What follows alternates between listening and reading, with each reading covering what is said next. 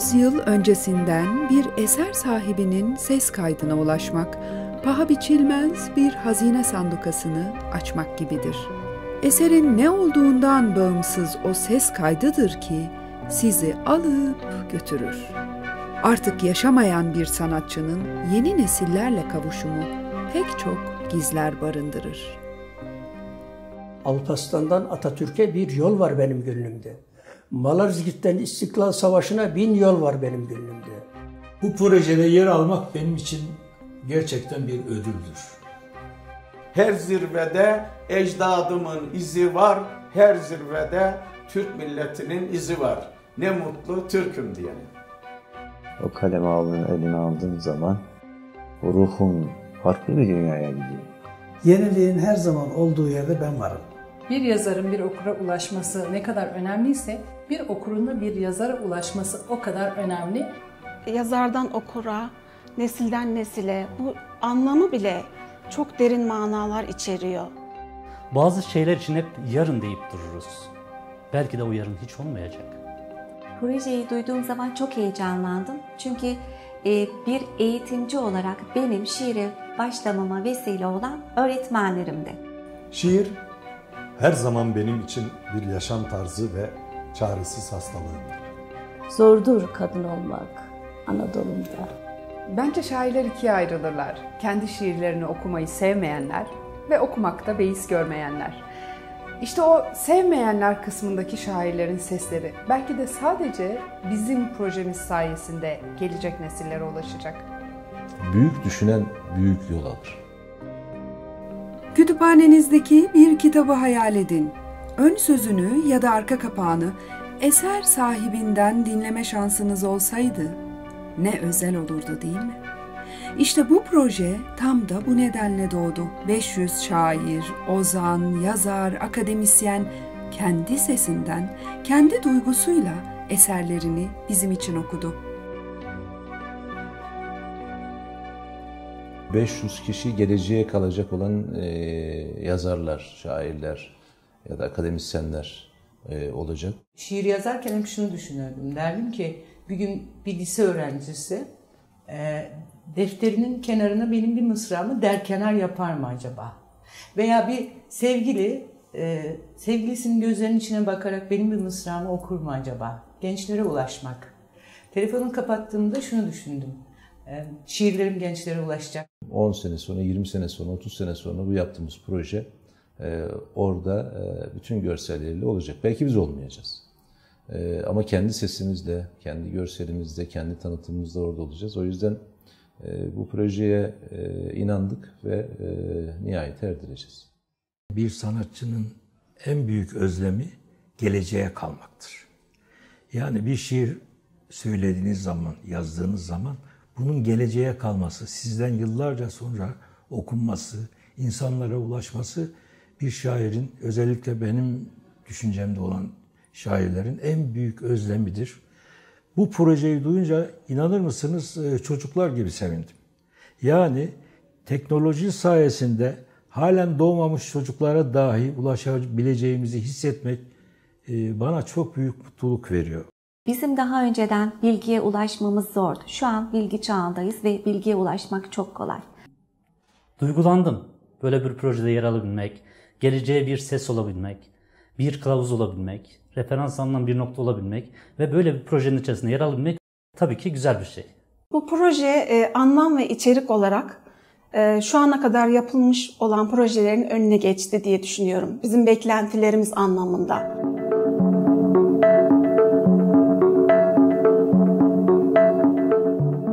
Yazardan okura, nesilden nesile USİAD'in ilk projesi. Bir kılavuz gibi öncü, takip edilesi, ufuk açıcı.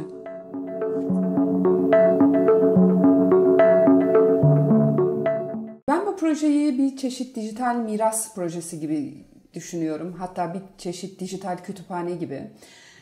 Şiir özellikle, ben hem şiir yazıyorum hem romanlarım var ama şiir özellikle zamanımızın yetim çocuğu gibi Ama öte yandan da bir baktığınızda bu nesil daha kısa, daha hap aforizmaları seven bir nesil. Dolayısıyla onlara erişmenin, onları kitaba alıştırmanın bir yolu olarak görüyorum bu projeyi de. Yazardan okura, nesilden nesile projesi nasıl doğdu? Baktığınız zaman geriye dönük ses kayıtlarını, kendi sesinden şairlerin okuduklarını bulmanız çok zor. Veya bir yazarın arka kapak okuduğunu görmezsiniz pek. Halbuki biz bir yandan da yeni nesillere arka kapak okumaya, ön sözü okumaya, kitapla nasıl tanışılır onu öğretmeye mecburuz. Ben şöyle düşünüyorum, yeni nesil zaten hep dijitalde bir hayat geçiriyor.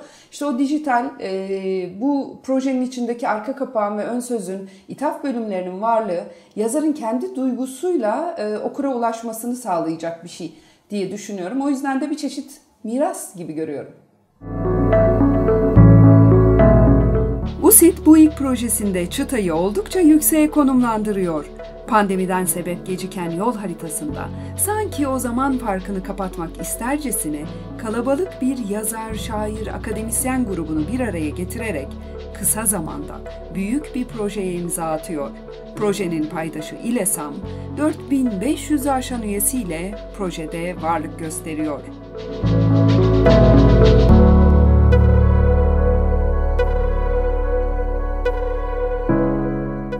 USİT'in doğuşu biraz enteresan tabii. 2015 yılından sonraki süreçte biz arkadaşlarla böyle bir şeyi kurmayı düşündük ama işler, projeler ya da yoğunluk buna izin vermedi. 2019 yılının Aralık ayında kurduğumuz bir dernek ve uluslararası alanda çalışmalar yapmayı düşünerek kurduğumuz bir dernek. Ama 4 ay sonra pandemi sürecinin başlaması biraz bizi sekteye uğrattı. Aslında bütün dünyayı sekteye uğrattı. Fakat biz USİT çatısı altında hemen yayın evlerini kurduk. Sonra dergi çıkarmaya başladık.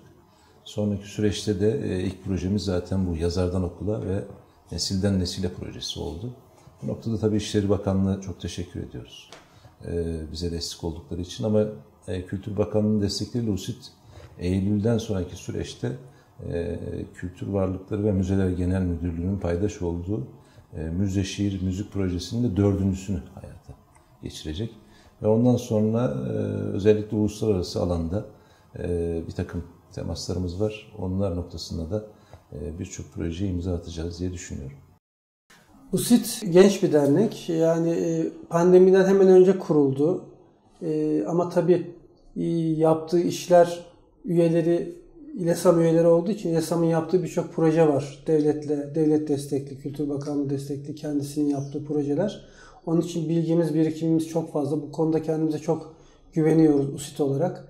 Yazardan okura, nesilden nesile projemizle de biz bunu taçlandırmak istiyoruz bu projemizde. Burada 500 tane şairimizi, yazarımızı, akademisyenimizi kendi seslerinden, kendi orijinal seslerinden, kendi şiirlerini, yazılarını, ön sözlerini, arka kapak yazılarını seslendirecekler. Bunların bir sonraki nesillere aktarılması için kayıt altına alacağız. Bu çok önemli bir proje bizim açımızdan. Manevi değeri var. Manevi çok kıymetli bir proje. Çünkü artık her şeyin sosyal medya üzerinden döndüğü, her şeyin dijitalleştiği bir ortamda bu kayıtların alınması çok önemli. Nesiller bunları okuyacak, dinleyecekler. Bunlar üzerinde fikir sahibi olacaklar. Geçmişteki şairlerimiz, yazarlarımız, annelerimiz, babalarımız neler yapmışlar, ne eserler ortaya koymuşlar. Bunlarla alakalı kendilerinin bir bilgisi olacak. Bu konuda biz kendimize güveniyoruz. Güzel çalışmalar yapacağımıza inanıyoruz. İLESAM üyelerinin desteğiyle de bu projeleri en güzel şekilde yapacağız. İLESAM büyük bir kuruluş. 1986'dan beri faaliyette. USİT daha genç. Ama İLESAM'ın gölgesinde onun paydaşlığında birçok projeye imza atacak. USİT normal dernekler gibi yönetilen bir dernek değil. Bu sözüm yanlış anlaşılmasın.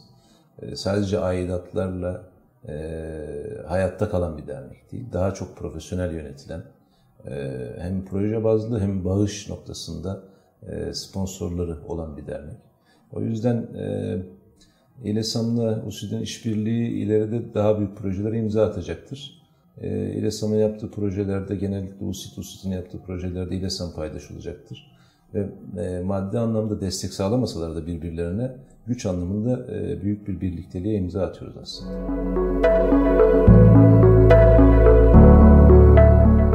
Türkiye'nin en eski meslek birliklerinden İLESAM, köklü geçmişi ve nitelikli üyeleriyle projenin sosyal paydaşı ve ortağı olarak önemli bir yere sahip. İLESAM, sektörde öncü olarak nitelendirilen, geçmiş projeleriyle de adından sıkça bahsettiren bir meslek birliği. Korsana karşı gençleri bilgilendirme projeleri yapıyor. Gençlerin yüzünü edebiyata döndürmek için edebiyat atölyelerinde her yıl binlerce gence eğitim veriyor. Sınırları aşıp Türkiye Cumhuriyetlere her yıl 20'şer bin kitap hediye ediyor.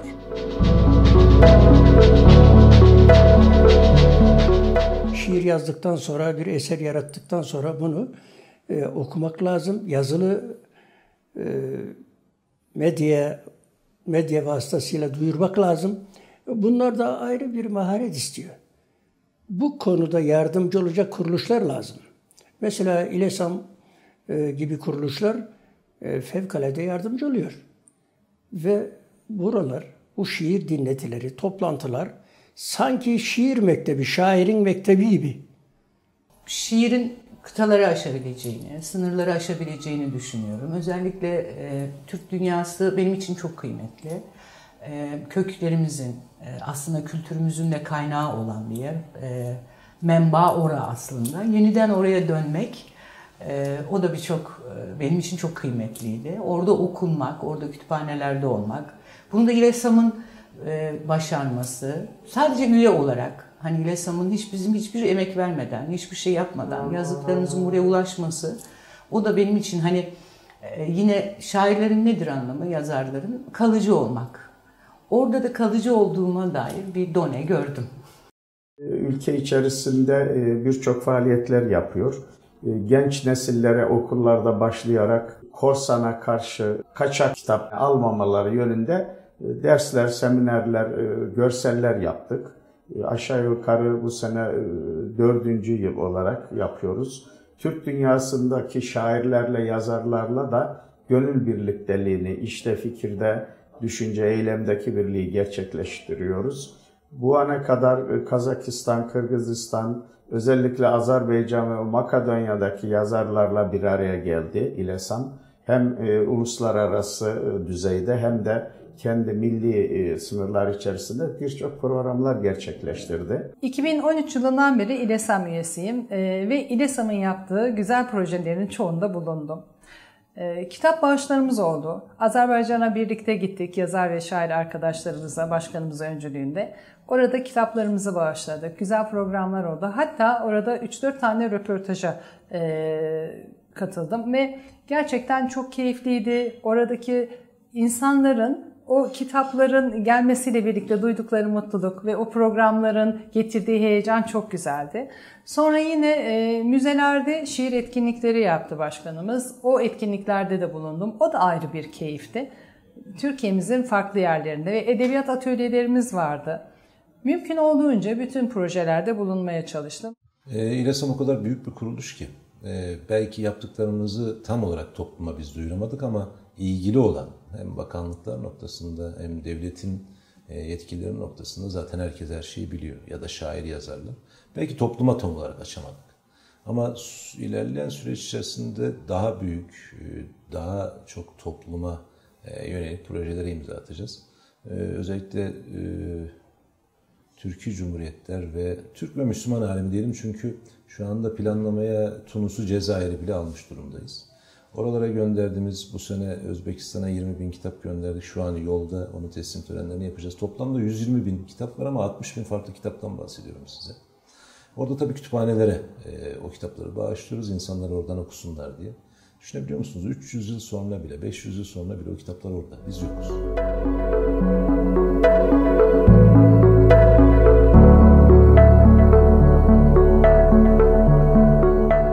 Şairler vardır kendi şiirlerini okuyamayan, yazarlar vardır kendi seslerine tahammülü olmayan. Onların seslerine ulaşmadaki zorluk da bir miktar bundandır. Ama bunun bile dert edinilmesi gerekir. USİT bunu dert edinen ilk dernek, İLESAM ise bunu dert edinen ilk meslek birliği olacaktır.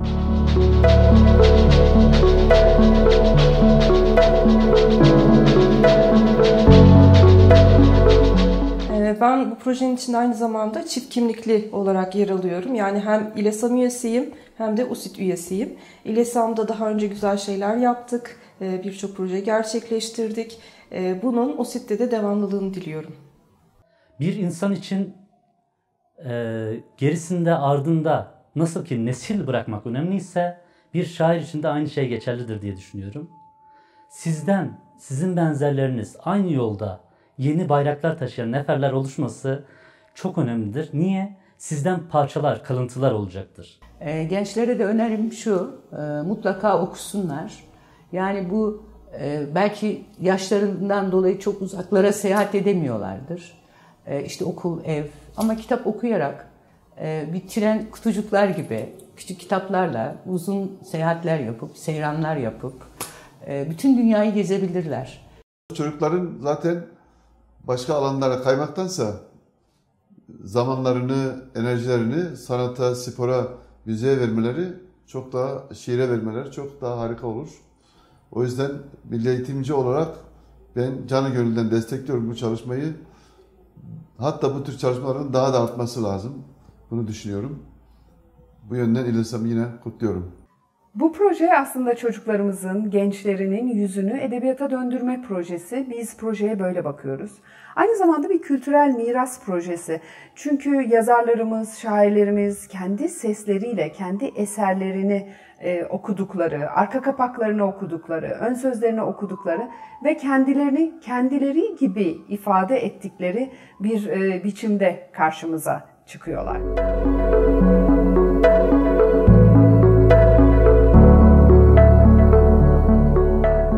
Yazarlar, şairler, akademisyenler, yani edebiyatçılar, toplumu dönüştürme telaşıyla gördüklerini, gözlemlediklerini dert edinirler.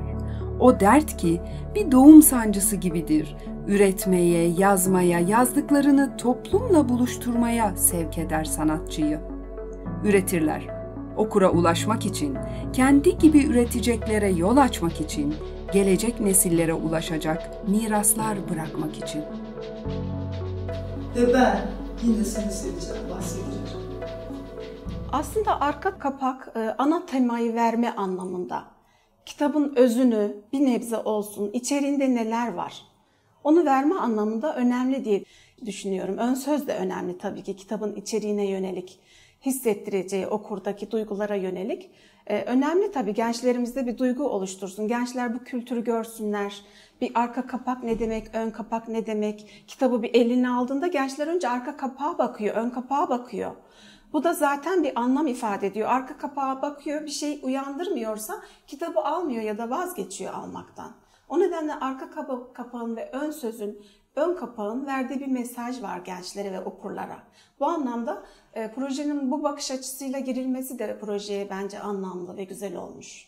Yazar arka kapaktaki yazıyla kendini aşmış durumdadır. Halkla bütünleşir. Arka kapak son çığlık gibi. Yani tut elimden gibi. Çünkü hakikaten günümüzde çocuklar, gençler kitap okumuyorlar. Bu da çok üzücü. İnsanlar da fazla okumuyorlardı ama eskiden en azından gençler biraz daha bu konuda şeydiler, hevesliydiler. Gençlerden de gittikçe randıman bu konuda düşüyor. Arka kapak çığlık gibi bir şey oluyor. Yani yazarın artık yapma, bırakma şu kitabı da elinden, okuyuver. Çünkü içi okunmadan arka kapak mutlaka okunuyor. Yani muhtevaya bakılmadan arka kapağa mutlaka bakılıyor. O yüzden önemli. Yani arka kapak oku bu kitabı diyen son cümleleri diyebiliriz yazarın. Yazar neyi anlatmak istiyor? Onu ne rahatsız etmiş? Neden bu kitabı yazmışın teması vardır. Her çocuğun öncelikli olarak arka kapak okuma kültürüne sahip olmasını istiyoruz biz bir yazar olarak, bir şair olarak, meslek kanaat önderleri olarak böyle bir beklentimiz var. Onlara bu kültürü aşılamak istiyoruz. O yüzden arka kapak önemli. Ama arka kapak aynı zamanda bir kitabın albenisi. Ben niye bu kitabı okumalıyım sorusunun cevabı işte bu kültürü edinmek adına şairlerimiz, yazarlarımız, akademisyenlerimiz arka kapaklarını kendi sesleriyle okuyorlar.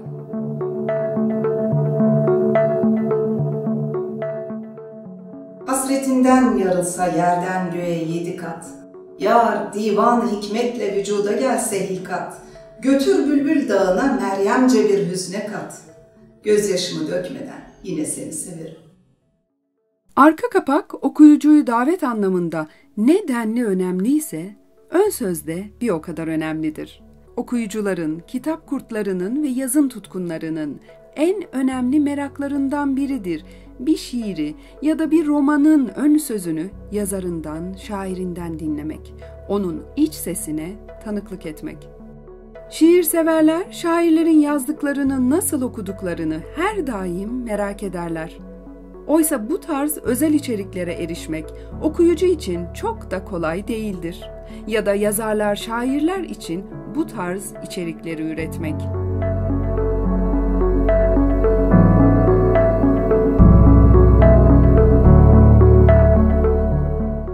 Söz gelimi benim kitabımdaki ön söz bir selamla başlar. Selam veriyorum ben. İnanın bir tevaffuk olmuş. Ben gelecek şairlere de oradan selam gönderiyorum. Geçmişte kalan şairlere, sanatçılara da ta Orta Çağ'dan kalan şeklinde bir selam göndermişim. Ama şimdi sizlere ve teknolojinin sayesinde gelecek okurlara selam göndermiş oluyorum. Ön sözün özelliği bu. Kalpten geleni söylemek ister. Onunla bir iletişim kurmak ister okuyucuyla. Bir diyalog, bir sinerji yaratmaya çalışır. Yazmak istediğini de o ön sözle anlatır. Neden bu kitabı yazdım? Neden yazmak istedim? Size ne anlatmak istiyorum? Ön söz eser sahibinin daha çok iç sesi. Genellikle de zaten kitap veya eser basım aşamasına gelinceye kadar yazmayız biz o ön sözleri. En sona bırakırız. İşte o yüzden kendi sesinizle, kendi iç sesinizi seslendiriyor olmak yazar için de, şair için de böyle biraz garip, biraz özel. Bu duyguyu umarım izleyenler, projenin takipçileri de hissedebilirler. Ve ilaveten de biz olmadığımız zamanlarda da bizim şiirlerimizi okuyacak gençlere, çocuklara selam olsun. Pandemi yazarlar için kabuğuna çekilme fırsatı oldu. Soyutlanma. Doğum sancılarını bir başına yaşamak ve üretmek için krizin fırsata dönüştürüldüğü, dış dünyadan soyutlanıldığı bir zaman dilimi. USİT ve İLESAM için de üyeleri, edebiyat aşıkları ve kitap kurtları için sıra dışı projeler üretebilmek adına taze fikirleri demledikleri bir nekat dönemi.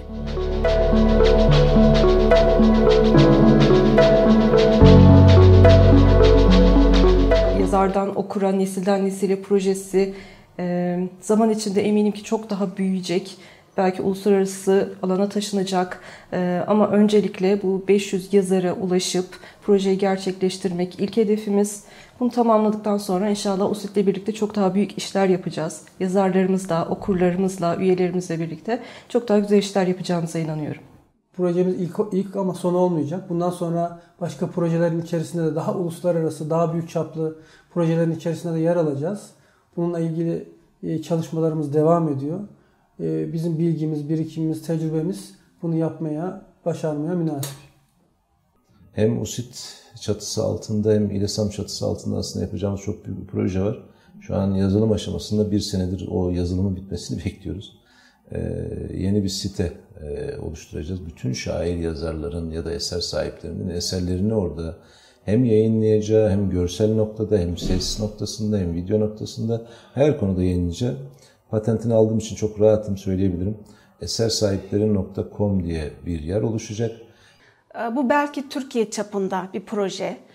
Bu zamanla işte Türk devletlerine derken bütün dünya çapında yayılabileceğini ve hatta bizim eserlerimizin yabancı dillere de çevrilerek diğer dillere, diğer medeniyetlere de bırakma anlamında gelişeceğini umuyorum ve temennim de bu yönde.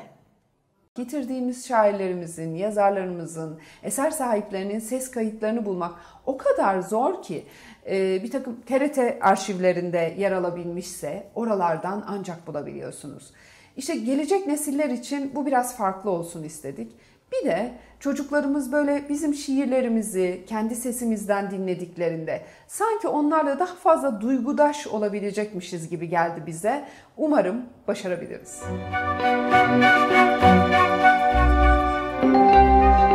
USİT ve İLESAM Türkiye'de bir ilke imza atarak yazar, şair ve akademisyenlerin kendi eserlerinin arka kapak ve ön sözlerini okuduğu içerikler üreterek eser sahiplerini okuyucularıyla buluşturuyor.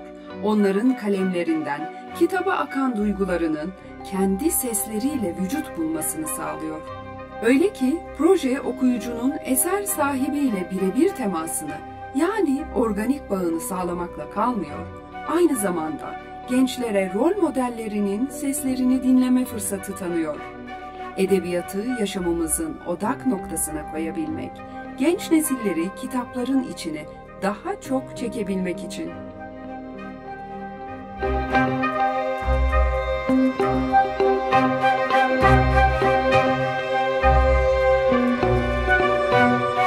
Sene sonra senin bir şiirini, bir şarkını yolda giden bir insan okursa, benim bir fotoğrafım, bir kitabım bir rafta veya da bir duvarda kalırsa biz sanatçılar yaşarız. Ateşin özündeki suyu bende görsen de hem cehennem hem cennet ikisi de var sende. Sen ki benim kalbimin kul hakkına girsen de önünde diz çökmeden yine seni severim. Düşüncenin durması insanda mümkün değil. İnsanlar üretiyor, ürettikçe de aslında düşünüyorlar. Biz de düşündüğümüz müddetçe varız. Şairler, güftekarlar, araştırmacı yazarlar. Bizim amacımız zaten yazdıklarımızı nesilden nesile aktarmak. Projenin teması zaten içeriğinde bir zenginlik içeriyor. 12 yıllık süreçte ne kadar kitap yayınladık, ne kadar dergi çıkardık, ne kadar proje yaptık artık ben sayısını bilmiyorum. En zoru bundan 50 sene önceki insanların ses kayıtlarını bulmak. Farklı yazarları, farklı şairleri tanıtmak.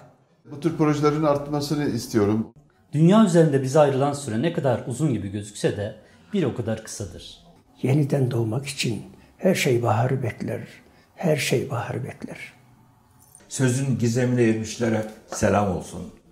Edebi anlamda olsun, şiir anlamında olsun çok kaliteli yazılar var. Kalbinle beynin, kalemin ucundan ne çıkıyorsa öyle.